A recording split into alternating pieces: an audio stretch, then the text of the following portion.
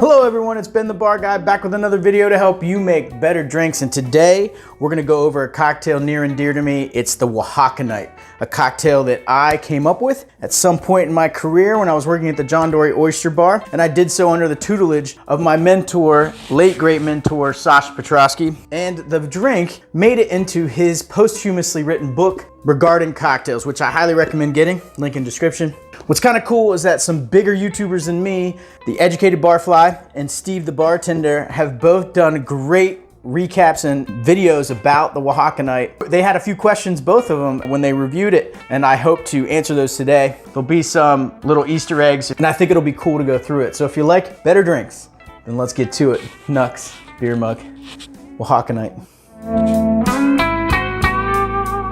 So all right guys, here we go. This is the Oaxacanite, an excellent drink, very few ingredients, kept it simple. Let's start with where you can find it. The Oaxacanite can be found in my mentor's posthumously written book, posthumously written by his widow, Georgette Petraske'S. And the book is called Regarding Cocktails. It is a fantastic book for anyone who wants to understand the milk and honey method of how drinks were made and constructed. The recipes follow a certain structure of ingredients, and it really helps you be able to play what I call Mr. Potato Head, inserting some things where you like them in lieu of something else. The process becomes easier when you understand the books and the milk and honey method. So I highly recommend Regarding Cocktails. If you guys would like a copy of Regarding Cocktails, not only have I linked at the Amazon link, but probably better for you guys and maybe unique to this video, I will link a direct link to Georgette, who can give you even a signed copy directly from her website. So definitely check that out. I don't make any money off that, I promise. Now, a couple YouTubers bigger than me, The Educated Barfly and Steve the Bartender, I caught videos of them doing the Oaxacanite out of the Regarding Cocktails book, which is really cool. It's awesome to see other people enjoying your cocktail. The comments were really nice. People tend to like the Oaxacanite, which makes me happy. And what's really nice about this is that it is a mezcal cocktail without being super overpowering. So, yeah, this is a winner. A little bit of smokiness from the mezcal, tequila, honey, and lime. These are the kind of cocktails that I love. Beautiful drink. YouTubers did have some questions though regarding the Oaxacanite, so I hope to answer those today in this video. You can get some Easter eggs maybe that you won't find in any other video about the Oaxacanite. I'll also tell you that Petraske'S was very, very militant about how we came up with original cocktails. We didn't do it very often. The John Dory Oyster Bar may have been the only place that made frequent original cocktail lists that they gave out to guests. That wasn't typically a Sasha thing. And I'll show you a few secrets on how to make it right. We'll talk about the details of the drink and where it came from, its provenance, as they would say in art. So let's begin. We'll start with where did the cocktail come from? It comes from a long line of what I would call honeyed daiquiris. The classic daiquiri is a scant 1 ounce lime, 3/4 simple syrup, and 2 ounces rum. When I say scant, by the way, it means just less than 1 ounce, but it actually is a measurement. A scant 1 ounce is 7/8 of an ounce. And so it's about 1/8 of an ounce. It's about 3.7 milliliters if you're working off the metric system. They do that quite a bit in the Regarding Cocktails book. They say like a scant 30 mil. Meaning a short 30 mil, a 30 mil's measurement. Confuses me. It's because it's kind of a tweener measurement, and it was easier to teach bartenders the eyeball of less than 1, especially if it came up to the top of a jigger like that, and you just went between the 3/4 line and the 1 line, and you got good at it. You could definitely taste the difference in any daiquiri recipe. So that's when simple syrup is paired in the daiquiri with lime juice. If you want to test that out, Sasha used to do an experiment where he would ask for 1/16 of a difference between 3 daiquiris. When you did that, he could leave the room and come back with the 3 daiquiris in front of him and be able to taste the difference every time. It was pretty impressive, but you definitely can do it on your own. Certainly at 1/8 of an ounce, you will taste a major difference in the balance of your cocktail. Certainly if you drink daiquiris as much as me, you will taste the difference. So from the daiquiri, the Oaxacanite goes to a honeyed daiquiri. And when we use honey in any recipe in the milk and honey method, we also use 3/4 of lime juice. So 3/4 honey syrup made 3 parts honey to 1 part water. I'm not sure if everyone was using the same honey recipe. The Milk and Honey's recipe is always the same. They wanted an intense honey flavor, but we wanted the honey to flow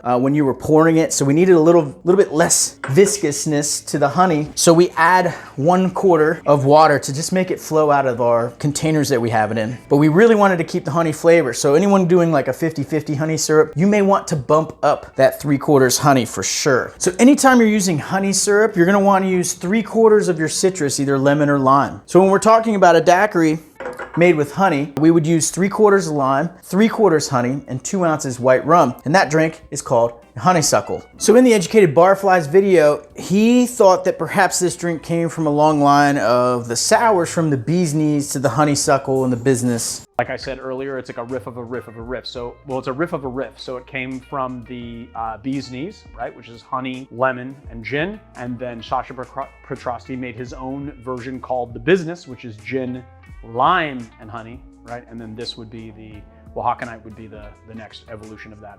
It actually comes from more the daiquiri line, so that's with lime instead of lemon, and a drink called the Brooklynite. The Brooklynite is a beautiful drink made with a touch of bitters, which is where the bitters in the Oaxacanite come from. Your 3/4 honey, 3/4 lime, and then Jamaican rum or aged rum at least. It is a great, great drink. I highly recommend it. So when I was coming up with the Oaxacanite, I was really basing it off the Brooklynite. And one of the things I had noticed is a friend of mine named Theo Lieberman had figured out that if you put a little grapefruit twist inside the tin when you're shaking, it would mellow out these daiquiri variations. It would make them a little more balanced and put together. It'd make the ingredients work well together. It would kind of quell the lime and make things kind of work well together, almost like bitters do in an old fashioned or a Manhattan. He termed this process of adding a peel of grapefruit into his drinks, particularly daiquiri variations, regal. It is definitely an amazing way to add a little twist to your cocktails. And I invite you to do a blind where you add a peel to one and not to another drink, but everything else is the same, and see if your daiquiri comes out more interesting for you. I always thought it was an amazing touch. It almost adds a little bitterness from the oils in the peel as it gets shaken.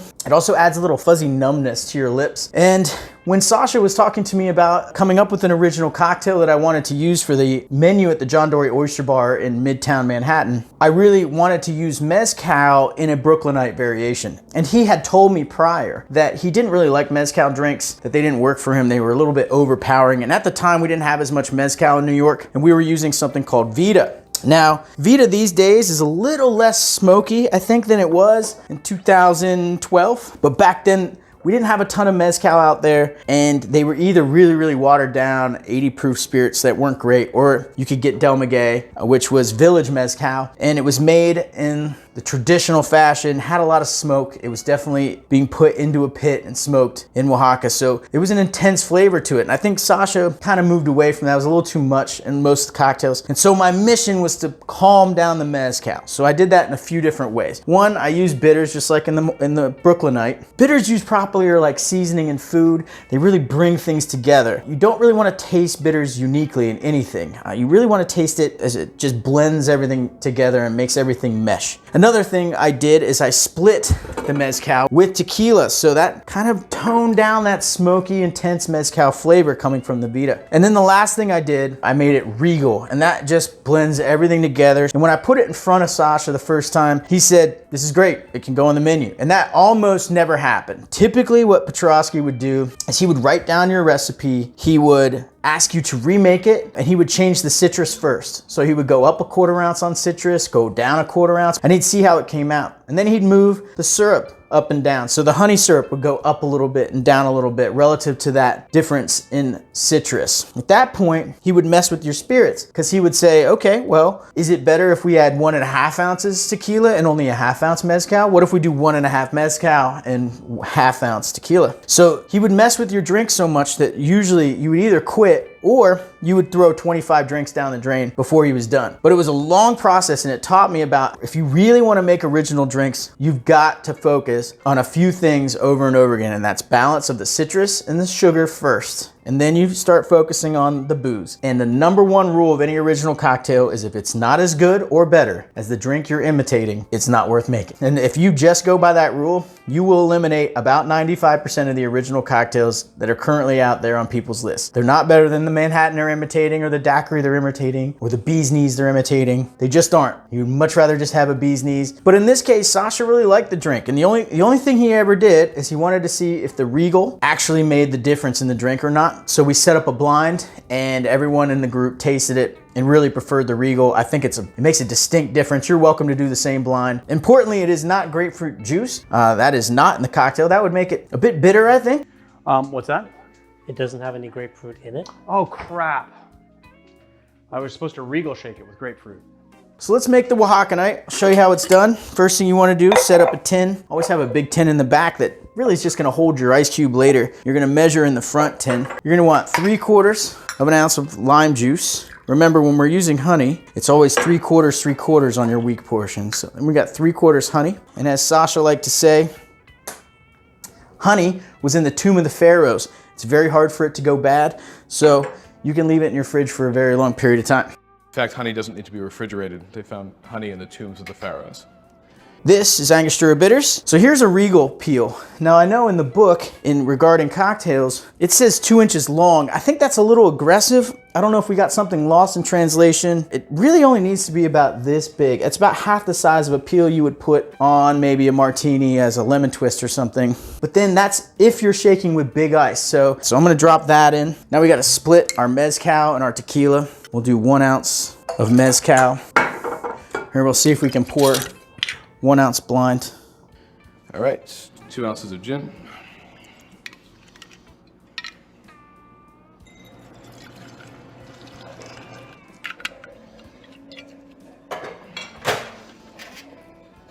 And this cocktail was big in Prohibition. The bee's knees was a slang phrase of the time.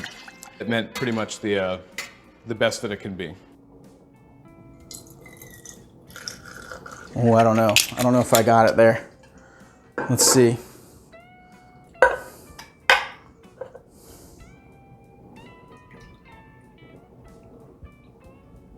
There we go. Little 1 ounce blind. Still got it, boys and girls. All right, so we got our cocktail. I noticed the color's a little off. I tend to dash a little bit extra Ango in here if the color's not that deep pinkish color when I'm making it. It kind of depends on what tequila and mezcal you're using and how much bitters you want, but it's probably, I would say, a touch more than you may use in your old fashions is best for the drink. All right, so let's get some ice. All right, so this is a shaken up drink, and we are gonna shake with a large cube. Now, importantly, this cube just came out of the freezer, so we're gonna roll it a little bit. We're gonna let the drink kind of incorporate with the ice cube, because if you shake too soon, you might shatter the cube, and we don't want that. We really want the cube to stay nice and large. And we're trying to add about 1 ounce of water into this drink. How do you know? Well, it's really just gonna take practice, but honestly, I listen to the ice to understand how far along I am on this shake.